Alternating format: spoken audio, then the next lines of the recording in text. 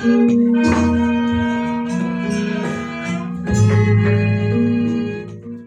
ini yang ingin saya bahas adalah coping stress. Mungkin Bapak Ibu belum pernah dengar istilah coping stress. Coping itu bahasa Inggris. Jadi kalau orang barat, mereka kalau di bahasa Indonesia mengatasi stres ya. Mengatasi stres atau menghadapi stres. Ya, mengatasi stres itu paling tepat. Dalam bahasa Inggris mengatasi stres itu mereka punya istilah khusus namanya coping. Ya, jadi kalau Bapak Ibu ditanya orang barat, how do you cope with that? Wah, keren juga ya. How do you cope with that? Jangan bingung. Itu artinya bagaimana Anda menghadapi stres itu. Ya, itu coping ya. Jangan nanti how do you coping it? Oh, enggak usah copy gitu ya. Bapak Ibu Saudara, oh jamnya rusak ya. Nah, kalau jamnya rusak saya enggak tahu kapan berhenti ya. Nah, Bapak Ibu tanggung sendiri. Selesainya nanti jam 11. Tapi bahan saya tidak panjang ya. Bahan saya tidak panjang. Ada satu istilah lagi selain coping stress, istilah yang bagus sekali. Jarang dibicarakan orang, tapi ini sangat dama, yaitu anti-fragile. Ya, nulisnya anti-fragile, Fragile. Pronounce-nya yang benar adalah anti-fragile. Kalau Bapak Ibu kadang-kadang dapat kiriman paket, ada loh itu, stiker merah, fragile, ya, bacanya fragile. Artinya rapuh, gampang pecah. Ada satu istilah di psikologi adalah anti-fragile. Seorang psikolog, dia mengajarkan teori anti-fragile ini dengan maksud seseorang itu tidak bisa bahagia begitu saja kalau dirinya rapuh. Nah, nanti menjadi PR Bapak Ibu Saudara, coba lihat. Setiap orang yang kita temui itu punya kemampuan bertahan terhadap stres berbeda-beda. Nah, itu unik sekali. Ya. Kalau kita cerita stamina nampak sekali. Ada orang yang jalan 1 kilometer aja sudah tidak sanggup. Ada orang yang kerja 2 jam aja dia sudah kelelahan. Tapi ternyata tidak hanya fisik yang setiap individu berbeda-beda, tapi juga ketahanan terhadap stres. Kalau Bapak Ibu sangat rapuh, sangat fragile, maka Bapak Ibu otomatis gampang menderita. Jadi kalau Bapak Ibu ingin bahagia, yang dicari bukan kebahagiaannya dulu, yang dicari adalah kekuatan untuk bertahan dalam ketidaknyamanan dulu. Kalau Bapak Ibu sudah punya kekuatan bertahan dalam ketidaknyamanan, maka Bapak Ibu akan cenderung lebih stabil. Ketika bahagia, Bapak Ibu bahagia.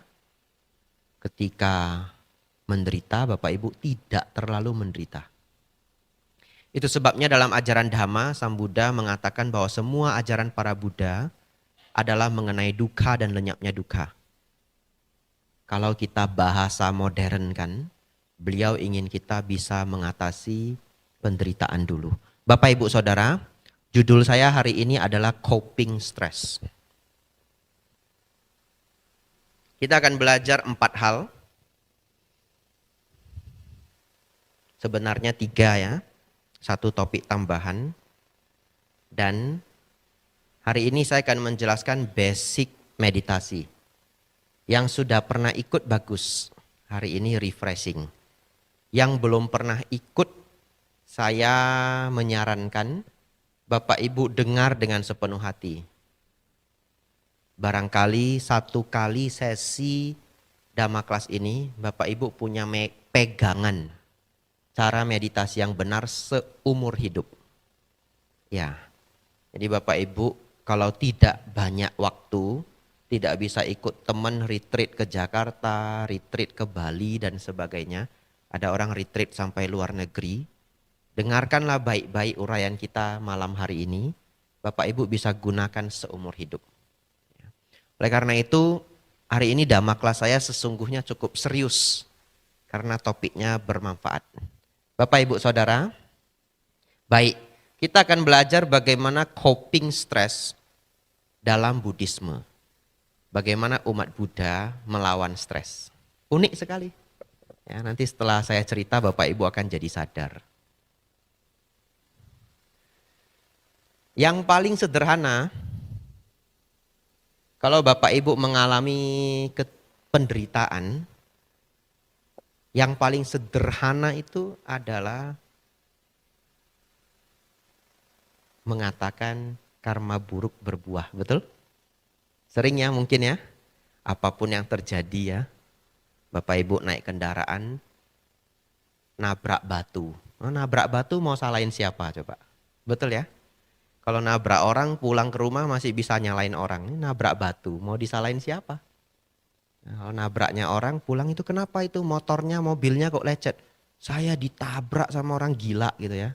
Masih bisa nuduh orang kenanya batu. Saya ditabrak sama batu gila gitu. Enggak bisa. Yang salah diri sendiri. Umat Buddha cenderung punya cara pandang yang paling sederhana adalah ya sudahlah, karma buruk berbuah. Betul ya? Begitu kita mengatakan, karma buruk berbuah. Stresnya sudah berkurang 50% mungkin ya. Setiap orang berbeda-beda. Dulu ada tokoh agama Buddha yang terkenal namanya Pak Cornelis Wawor. Beliau sering sekali ngajari hal ini. Beliau mengatakan kalau karma buruk berbuah kan harusnya seneng ya. Kenapa? Kalau ibarat kita punya karma buruk satu ember, lalu karma buruknya itu terbuang, ya lunas sudah sebagian, ya karma buruknya berkurang. Itu cara mengajar Pak Cornelis Wawor. Bapak Ibu Saudara, hari ini saya ingin mengajak tambahan. Cukup baik berpikir bahwa karma buruk berbuah. Tapi tambahannya adalah lihatlah hukum kama wipaka dengan lebih aktif. Kalau Bapak Ibu hanya berpikir karma buruk berbuah tanpa merenungkan kebijaksanaannya, nanti karma buruk berbuah terus. Maksudnya apa? Kama wipaka itu kan artinya hukum sebab akibat. Harusnya kita merenungkan juga kenapa akibat itu bisa terjadi. Betul ya? Karma buruk berbuah. Pertanyaan selanjutnya adalah karma buruknya kok bisa berbuah? Dulu apa yang saya lakukan? Ya silahkan masuk. Ya silahkan.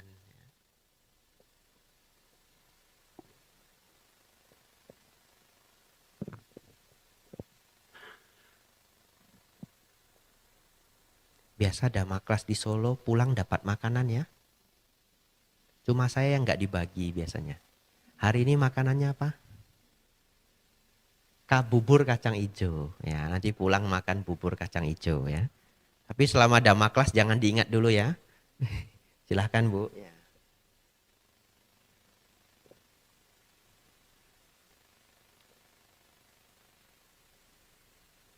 Kemarin saya ngisi Patidana di Pekalongan. Belum pernah ke Pekalongan. Banyak sekali provinsi undangannya masuk, saya belum pernah ke sana. Ya. Termasuk Pekalongan. Pas ke Pekalongan itu lewat daerah namanya Batang. Seumur hidup belum pernah ke Pekalongan, jadi juga belum pernah lewat daerah namanya Batang. Ternyata jadi daerah industri bagus sekali ya. Ada yang pernah lewat? Ya, yang belum nanti ke Pekalongan ya, beli batik ya. Banyak sekali yang jual kain rupanya. Ya, apalagi saya orang Sumatera, belum pernah lihat kota yang satu kota jualnya kain itu belum pernah. Unik sekali. Kemudian berkunjung ke toko kain, berkunjung ke pabrik kain gitu. Jadi saya sekarang sudah tahu. Kalau ada orang Medan mau usaha baju, nanya saya, Bante, saya mau dagang baju gimana? Gampang, ikut saya ke wihara di Pekalongan. Sudah ngumpul semua.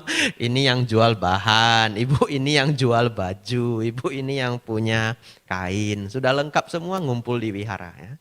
Jangan-jangan bukan kota Medan saja ya. Kota Solo ada yang mau jual baju enggak? Ikut saya ke Pekalongan ya. Sampai ke pabrik saya. Blessing pabrik. Lihat kain batik itu berroll. Nah, saya ngisi patidana unik sekali. Seumur hidup baru kali itu. Kita ngisi patidana di sini. Jadi mereka membuat tempat duduk untuk tamu itu, untuk para upasaka upasika itu 2 tempat. Satu di tengah begini, satu lagi di sebelah kanan. Dan itu terlihat oleh kita. Yang di sini duduknya asana. Asana itu bantal yang biasa dipakai puja bakti. Yang sebelah kanan itu kursi. Kursi seperti ini. Tidak tahu kenapa. Yang sebelah kanan sudah disusun karena jauh. Kalau duduk melihat para biku kan lebih nyaman di depan ya. Kalau di sebelah kanan nggak nampak bikunya, cuma kedengaran suara. Jadi akhirnya yang sebelah kanan itu kursinya kosong semua. Kan itu acara patidana ya. Jadi saya cerita, kalau di Solo untuk para leluhur biasanya kita susun meja di sebelah kiri toh. Masih ingat ya? Kemudian ada foto-foto bagus, kemudian ada buah dan sebagainya. Tapi enggak kepikiran. Bapak Ibu ngundang para leluhur kan enggak dikasih tempat duduk toh. Baru kali itulah di Pekalongan mungkin leluhurnya duduk di sana semua. Lalu ketawa semua umat-umat yang mendengar. Selesai ceramah masih belum ada yang berani duduk. Mungkin yang duduk para leluhur. Karena mereka tidak menyiapkan foto-foto seperti kita di Solo. Mereka membuat lilin. Ya, 1 lilin 1 nama. Kemarin juga patidana di Wonosobo. Wonosobo pakai foto juga. Di print kecil-kecil ya. Sekarang ngeprint itu enggak sulit. Ngeprint pakai kertas aja kecil-kecil. Kalau foto dan juga susunan meja, Solo salah satu yang paling bagus. Saya keliling kemana-mana. Sebagus-bagusnya Solo masih kalah dengan Pekalongan. Leluhurnya diberi kursi ya. Nah, itu. Bapak Ibu Saudara, kita lanjutkan. Saya mengharapkan umat Buddha ketika merenungkan hukum Kama Wipaka, merenungkan secara aktif. Ya, karma buruk saya berbuah. Dilanjutkan, bagaimana agar karma buruk ini tidak berbuah lagi. Begitu ya, jangan stop. Ketika bersedih silahkan, karma buruk saya berbuah. Ya sudahlah, anicca.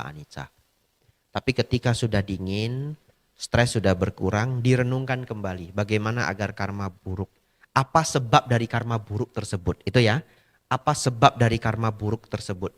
Sehingga sebab-sebabnya tidak kita lakukan lagi. Bapak Ibu Saudara, dan kita bisa belajar tidak hanya dari pengalaman hidup diri sendiri. Kita juga bisa belajar dari pengalaman orang lain. Ya, ini saya tulis beberapa contoh. Selesai contoh-contoh ini, kita belajar meditasi. Karena hari ini topik kita coping stress, cara menghadapi stres. Bapak Ibu Saudara,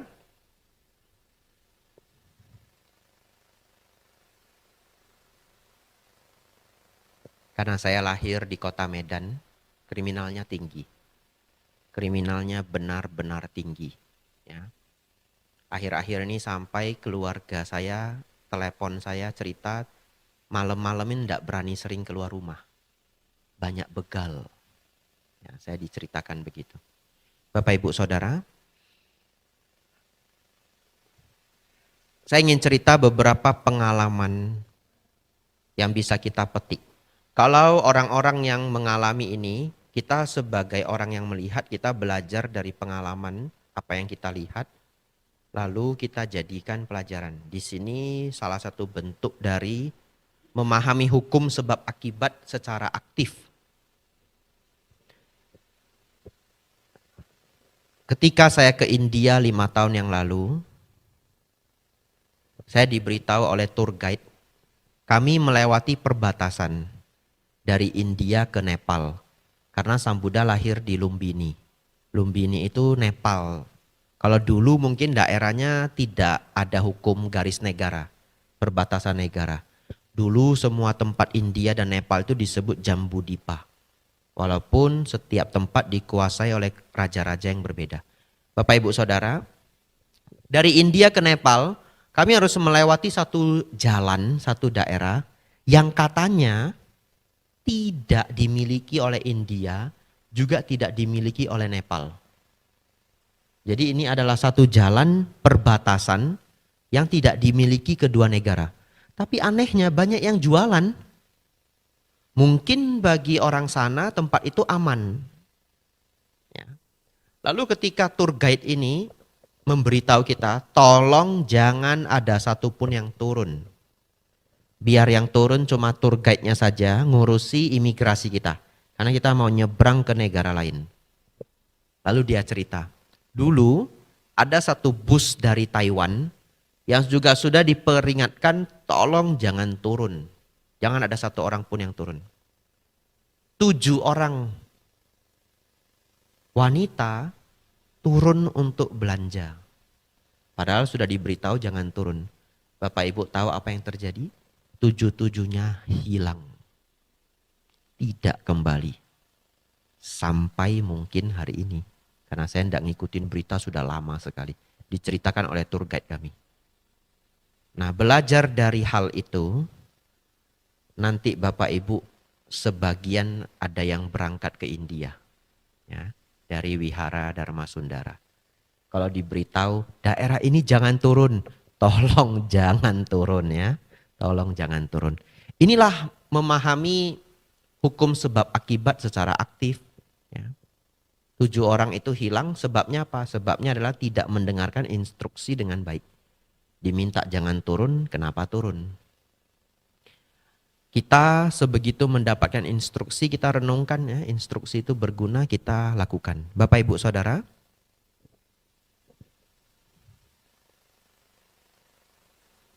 dulu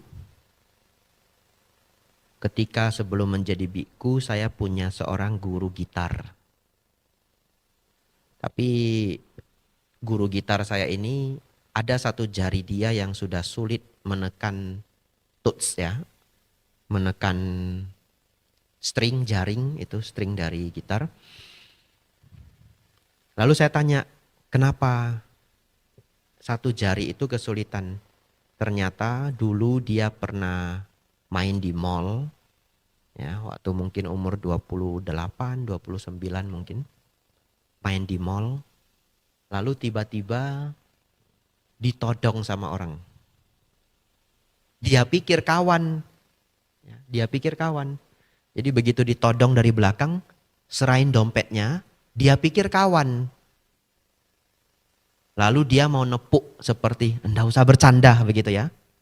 Begitu mau nepuk seperti diberitahu tidak usah bercanda, ternyata itu penodong beneran. Langsung dia mau ditusuk. Dia tahan dengan tangannya. Ya, tangannya terluka. Ya, yang nodong lalu kabur gitu.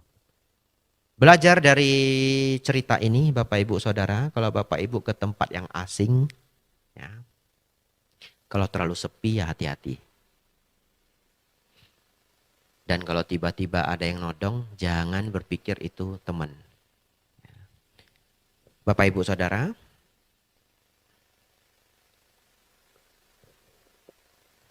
kadang kita bisa belajar pengalaman dari cerita-cerita kuno. Hal ini juga baik. Di Rusia tahun 1820, ini cerita sederhana saja. Ada pemberontakan Rusia dan raja Rusia itu namanya Cezar, ya, C-Z-A-R. Namanya Cezar.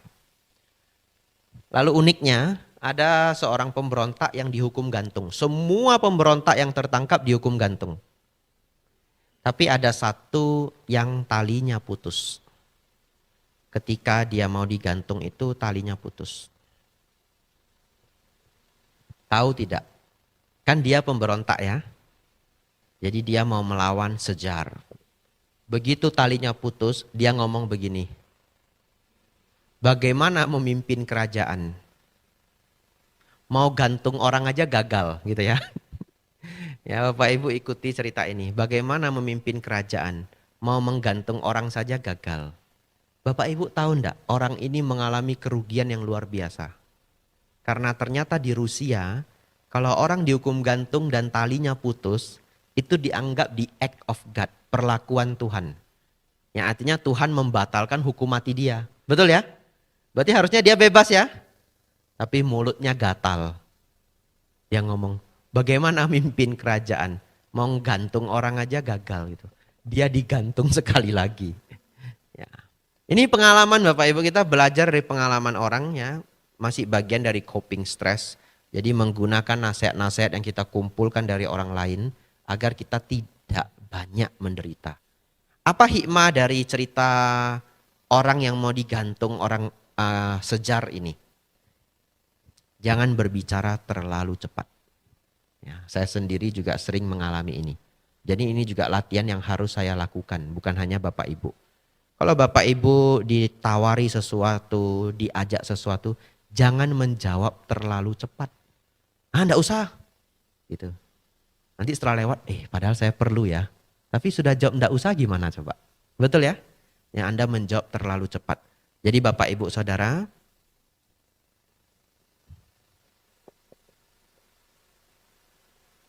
coping stress dalam Buddhis yang paling dasar biasanya dilakukan oleh kita umat Buddha adalah memahami hukum Kamawipaka. Selanjutnya Bapak Ibu, semoga Bapak Ibu masih kuat ya.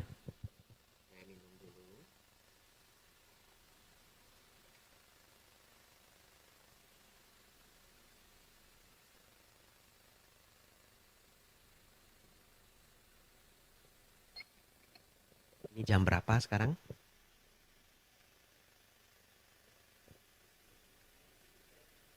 7.35. Baik Bapak Ibu Saudara.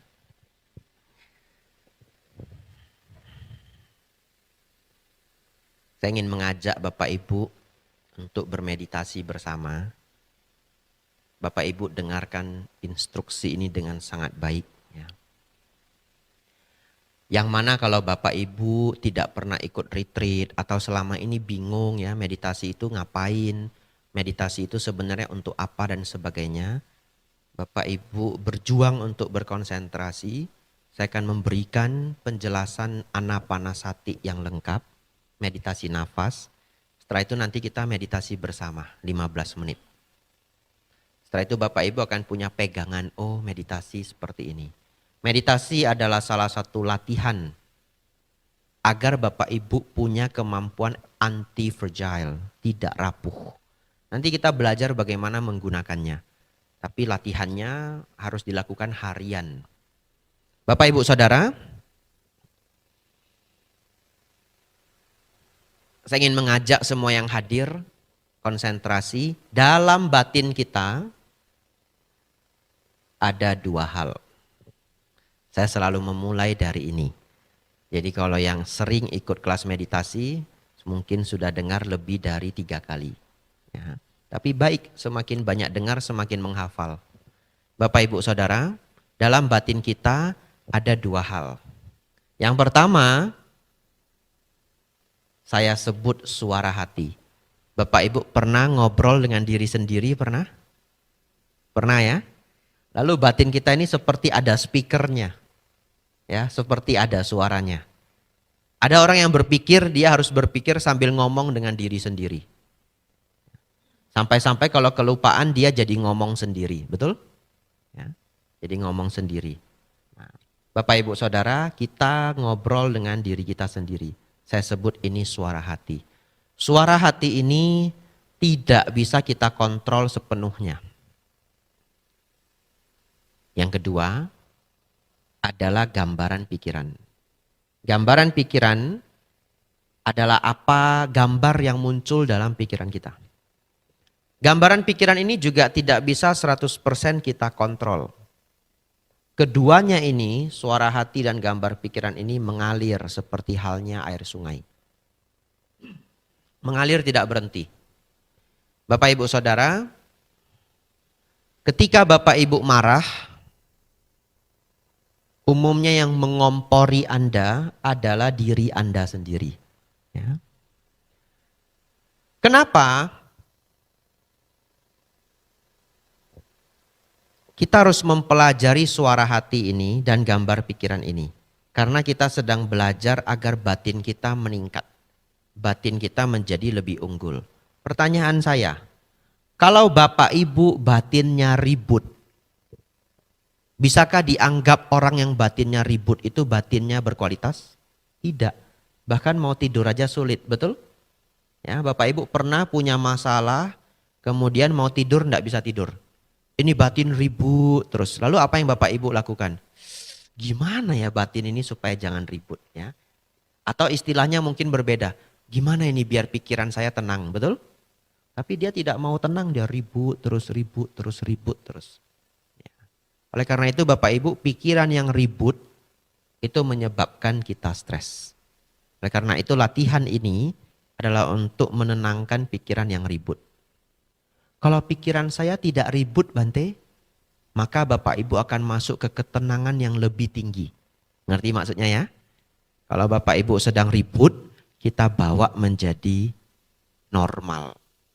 Kalau pikiran saya normal Bante, latihan ini akan membuat pikiran Anda menjadi lebih tenang. Baik sekali. Bapak Ibu Saudara, gambar pikiran juga tidak bisa kita atur 100%. Coba Bapak Ibu yang hadir di sini, tolong jangan merenungkan ada hadir Pak Jokowi di sini, ya, di tengah ini. Jangan dibayangkan ya, beliau menggunakan jas yang rapi sekali. Mungkin beberapa dari Bapak Ibu langsung sudah muncul gambaran sosok Pak Jokowi, betul ya? Secara otomatis. Padahal tadi instruksinya jangan dibayangkan, tidak bisa. Muncul sendiri. Kalau Bapak Ibu sedang patah hati, sedang membenci seseorang, sampai-sampai tidak bisa tidur ya, diganggu oleh bayangan pikiran itu. Maka ketika Bapak Ibu meminta diri sendiri agar tidak lagi terbayang orang tersebut, tidak bisa. Otomatis muncul sendiri. Kalau pada anak kecil ini paling terasa. Setelah nonton film horor, ya, setiap nutup mata sudah langsung ada wajah kuntilanaknya. Setiap tutup mata sudah kebayang pocong. Waktu saya kecil begitu. Jadi mau tidur itu bingung, mau buka mata atau tutup mata. Tutup mata nampak makhluknya, buka mata ndak bisa tidur gitu ya, sengsara. Akhirnya bagaimana? Pakai selimut, tutup satu badan. Ya, jadi selimut itu nutupin semua badan saya. Saya berpikir kalau hantunya datang dia ndak nampak saya. Waktu saya kecil. Ya, tapi setelah itu saya putuskan untuk tidak lagi nonton film horor. Sejak SMP saya tidak lagi nonton film horor sampai hari ini. Efeknya apa? Saya tidak takut hantu sedikit pun. Bener ndak Bante? Bener. Wong setiap hari saya ke gedung kosong. Apa gedung kosong Bante? Wihara. Wihara itu cuma rame pas Bapak Ibu datang. Betul ya? Acara selesai, kosong. Kalau di sini karyawan masih ramai, 3 orang, 4 orang. Masih lumayan. Beberapa wihara tidak ada karyawannya. Wihara-wihara di desa itu yang jaga itu warga. Jadi kalau sudah di atas jam 6 warga pulang semua. Bante kami balik ya. Kan enggak mungkin. Jangan Pak, jangan. Nginap di sini aja enggak mungkin. Bante kami balik ya. Iya Pak. Bante sendiri enggak apa-apa ya. Enggak apa-apa. Padahal sebenarnya ada apa-apa gitu ya. Bante sendiri enggak apa-apa. Jangan Pak, nginap sini aja. Enggak mungkin toh. Lalu wihara di desa itu sering sekali. Sebelahnya kuburan, karena itu tanah paling murah. Nah itulah teman saya kalau sudah malam ya. Nah, beruntung saya tidak pernah mau nonton film horor lagi. Kalau tidak lagi nonton film horor, jadi tidak takut hantu. Karena bagi saya kalau hantu nonton film horor, hantu pun takut. Ya. Bapak Ibu Saudara, selanjutnya kita kembali berkonsentrasi. Ini berguna untuk Bapak Ibu seumur hidup. Bapak Ibu Saudara, kita akan belajar menenangkan dua hal ini. Batin yang ribut, ngomong-ngomong tidak berhenti, dan juga pikiran yang terus membayangkan gambaran-gambaran pikiran. Bukan hampir, tapi tidak pernah berhenti. Kedua ini tidak pernah berhenti. Mengalir terus seperti air sungai. Kadang-kadang positif, kadang-kadang negatif. Dan ketika negatif itulah membuat Bapak Ibu cemas, membuat Bapak Ibu stres, membuat Bapak Ibu takut. Ya. Kalau saya sedang mengajar seperti ini mungkin tidak terbayang. Tapi ketika Bapak Ibu sangat menderita secara batiniah, itu baru terbayang. Ngerti maksudnya ya? Ya, misalkan ketika Bapak Ibu itu menghadapi masalah besar sekali, ya Bapak Ibu akan ribut di sini menderita stres dalam waktu yang lama. Ya, apakah mungkin Bapak Ibu ada keributan dalam keluarga, ada kehilangan, menghadapi bencana, ada perjanjian bisnis yang dibatalkan, masalah pajak, masalah barang hilang. Wah, mumet sekali. Di situ Bapak Ibu baru bisa merasakan apa yang saat ini saya sampaikan. Tapi kalau saya hanya mengatakan batin ribut sambil lewat saja. Ngerti maksudnya ya? Jadi saya ingin Bapak Ibu sedikit mengingat kembali masa sulit Bapak Ibu. Agar Bapak Ibu tahu apa yang akan kita pelajari malam hari ini berharga. Karena saat ini Bapak Ibu tidak sedang stres. Jadi Bapak Ibu bisa lupa seberapa berharganya apa yang akan kita pelajari. Bapak Ibu Saudara, cara paling baik yang diajarkan oleh Sang Buddha menenangkan kegusaran batin ini adalah dengan anapanasati. Ana artinya nafas masuk, pana artinya nafas keluar.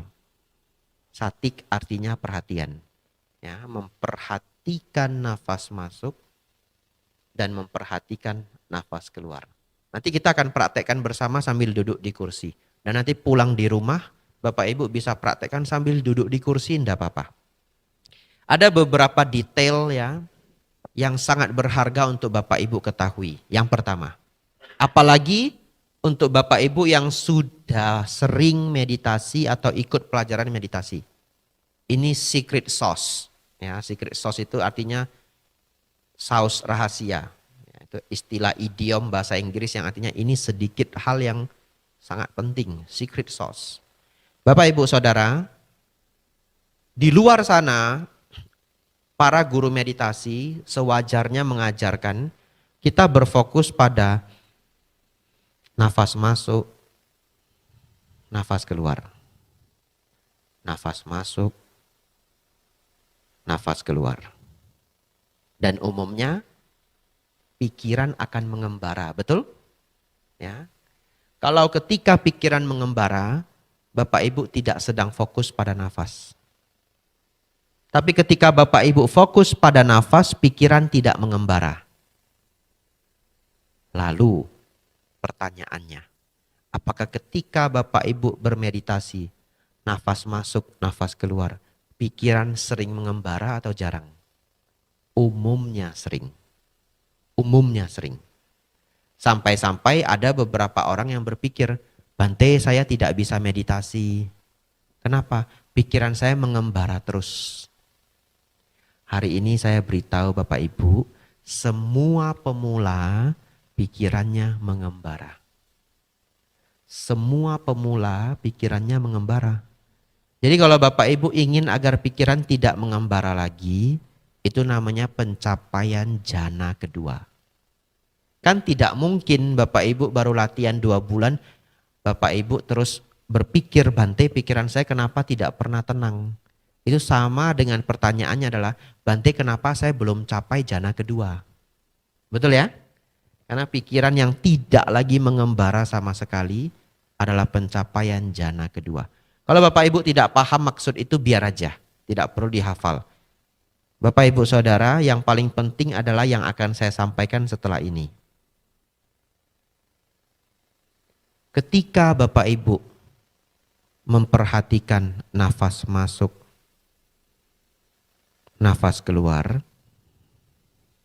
Bapak Ibu cukup mengetahui nafas masuk, mengetahui nafas keluar. Iya, itu adalah kuncinya. Mengetahui nafas masuk, mengetahui nafas keluar. Dan itu yang disampaikan Sang Buddha di dalam sutta. Saya ulangi, ini saking sederhananya seakan-akan tidak penting. Mengetahui nafas masuk, mengetahui nafas keluar. Bapak Ibu Saudara, kalau Bapak Ibu mengamati nafas masuk, nafas keluar, nanti silakan dipraktekkan. Bisa ndak muncul suara-suara batin? Besok hari apa ya? Besok makan apa ya? Ini sudah jam berapa ya? Beberapa orang masih muncul suara-suara itu di batin kita. Padahal kita sedang mengamati nafas. Ngerti maksudnya? Itu yang dalam bahasa konvensional, bahasa biasanya disebut pikiran mengembara. Tapi hari ini Bapak Ibu saya beritahu bahwa pemula itu pikirannya pasti selalu mengembara. Jadi bagaimana?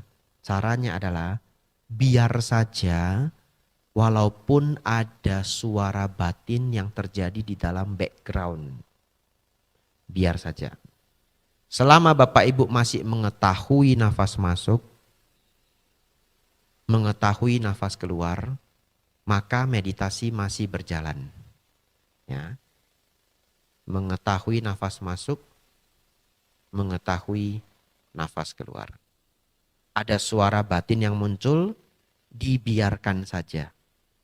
Selama Bapak Ibu tahu nafas masuk, tahu nafas keluar, tugas Bapak Ibu sudah berjalan. Muncul bayangan-bayangan, terpikir balai kota, terpikir Borobudur, terpikir siapa saja, biar saja. Selama Bapak Ibu masih mengetahui nafas masuk, mengetahui nafas keluar, maka yang Bapak Ibu lakukan sudah baik. Pelan-pelan yang mengganggu itu akan redup sendiri. Bapak Ibu Saudara, itu yang disebut anapanasati. Sebelum kita mulai meditasi, kalau Bapak Ibu nanti malam sulit tidur, ya, Bapak Ibu lakukanlah juga nafas masuk, nafas keluar. Bisa tidur Bante? Bisa. Buktinya Bante, ini sekarang sudah banyak yang mau tidur nih. Betul ya? Tidak apa-apa. Hari ini pelajaran saya cukup berat, ya, cukup teoritis. Saya tidak membawa banyak cerita atau guyonan hari ini. Tapi kalau Bapak Ibu ikuti dengan baik, akan menjadi bekal seumur hidup. Bapak Ibu duduk di rumah, mengetahui nafas masuk, mengetahui nafas keluar. Itu saja tugasnya. Bahkan mengetahui nafas masuk, nafas keluar itu ndak usah diucapkan. Kalau Bapak Ibu nafas masuk ya otomatis badan itu tahu kalau nafas masuk, betul? Ya, itu saja tugasnya.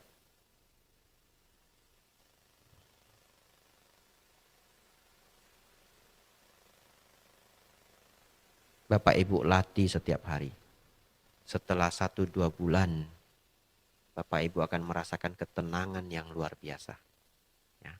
Bahkan kita coba malam hari ini bersama, 15 menit saja, lebih kurang karena saya tidak bawa jam. Ya. Lebih kurang saja sampai nanti saya mengatakan meditasi selesai. Semoga Bapak Ibu kuat ya. Hari ini hari apa? Kamis ya. Ya, saya tahu Bapak Ibu capek karena dari pagi sudah bekerja, tapi mari kita latihan bersama, mengetahui nafas masuk, mengetahui nafas keluar. Bapak Ibu Saudara, nafasnya seperti apapun tidak apa-apa. Nafas panjang silakan, nafas pendek silakan, yang penting jangan sesak nafas saja. Ya. Nafas itu tidak kita atur, nafas itu dibiarkan saja alamiah. Kalau Bapak Ibu atur namanya yoga. Ya, yoga juga teknik yang baik tapi bukan topik kita hari ini. Ya, yoga adalah salah satu latihan untuk pernapasan dan kesehatan. Tapi hari ini kita latihan menenangkan pikiran yang gusar. Ya. Bapak Ibu Saudara, instruksi yang baru saya sampaikan ini bahkan adalah instruksi yang persis sama yang diajarkan Sang Buddha untuk seseorang mencapai tingkat jana. Artinya instruksi ini sudah sangat baik. Kita tidak berpikir sampai pencapaian jana. Tetapi kalau Bapak Ibu melakukan dengan baik, batin akan menjadi sangat damai. Kalau Bapak Ibu mencapai jana ya selamat ya, nanti lapor ke saya.